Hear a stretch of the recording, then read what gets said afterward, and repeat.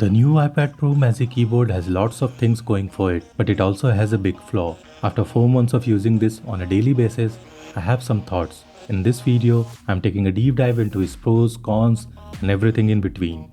So let's get right into it. The unboxing experience of the M4 iPad Pro Magic Keyboard is similar to the last one. You tear off the unboxing tabs, lift the cardboard cover, and are presented with the Magic Keyboard front and center. I purchased the Magic Keyboard in black this year as my previous white one got smudges and spots that I could not remove no matter what I tried. I was hoping that this one will fare better, and after 4 months of using it, I can tell you that it has not developed any marks or smudges I cannot clean. Holding the new 11-inch Magic Keyboard, I feel the weight reduction. It weighs 500 grams, which is 21 grams lighter than its predecessor. While the weight reduction might not feel substantial on paper, you can feel the difference when carrying it. You will also notice that the Magic Keyboard's metal hinge is exposed this time. It makes a huge difference in stability, and I will talk about it later in the review. Open the Magic Keyboard and you will be greeted with the biggest change, its metal keyboard deck. The previous Magic Keyboard featured a soft touch material which had held up quite well over the years. That said, the new metal keyboard deck is better. It feels more robust and sturdy. It also gets a function row, which to be frank, should have been in the last version. The new Magic Keyboard shines when typing and using the trackpad. I have noticed that I make fewer mistakes while typing on this keyboard than the previous one. At first, I thought it was because of the aluminum build, and while that might be playing a part, it's not the whole story. What makes it better for typing for me is the increased palm rest area.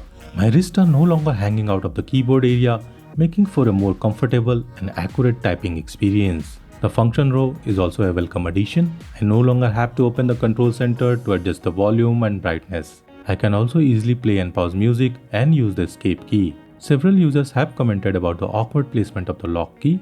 From my experience, I have never hit the lock key accidentally, not even once. The trackpad has also become slightly larger with this update.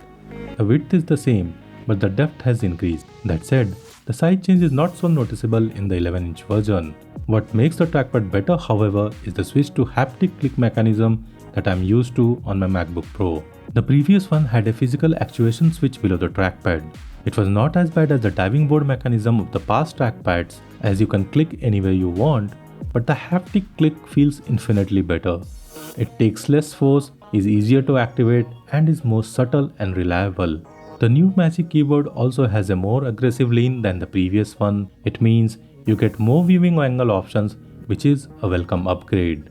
We have covered all the good things about the new M4 iPad Pro Magic Keyboard, but as Brock would say, here comes the pain, or at least the pain points. The biggest drawback of this keyboard is the wobble.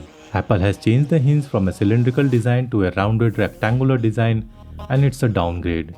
It does not provide enough stability to the iPad Pro, and even simple interactions with the display shakes the entire setup. The old one also had a slight wobble, but interacting with the screen only moved the iPad. In the new one, the entire setup seems to destabilize. Look closely at the base and you will see it's not completely flat against the surface. Of course, it becomes a non-issue as soon as you place your hands on the keyboard deck, that is, as long as you use it on a desk or any flat surface. The previous Magic Keyboard was no winner when it came to lap use, but the new one is even worse. It's almost always falling as soon as you lift off your hands, and that is the main issue with the 11-inch M4 Magic Keyboard. I don't know how Apple missed this or they didn't care, but it is a big concern. In every other regard, the new Magic Keyboard is an improvement over its predecessor. If not for the woes of wobble, it would have been the perfect iPad Pro keyboard one could ask for.